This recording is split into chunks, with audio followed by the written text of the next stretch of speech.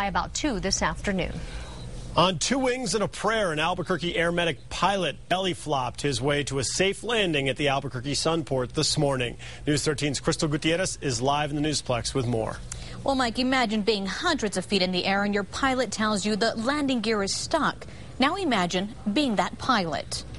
I fly one exactly like it. Terry Bryan has been flying medic planes for 20 years now. And it's the first time he actually knows the pilot who made a successful emergency belly flop landing. How often do you see this happen? Not very often. Not very often. It all started around 6 this morning when the PHI pilot of the Cessna Conquest noticed the landing gear was stuck. How did he know the landing gear was not working? Well, you have several ways of checking that in the Conquest.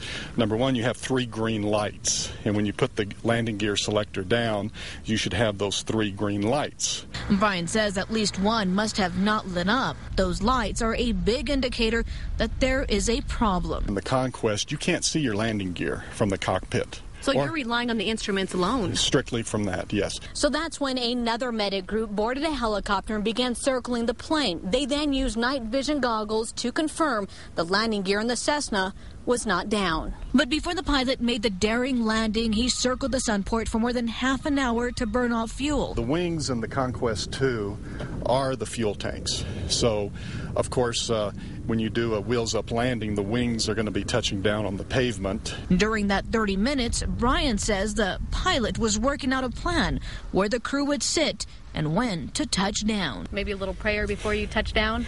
Absolutely. That never hurts. Absolutely. On a wing and a prayer, as they say. Now, today we learned that the plane was approaching Double Eagle Airport when the pilot noticed the landing gear was not working, so they were ordered to land at the Sunport. Now, the crew on board was a pilot, a flight nurse, and a flight paramedic. No one was hurt. Mike, back to you. Thanks, Crystal. The Federal Aviation Administration is now investigating whether the problem was mechanical or an operator error.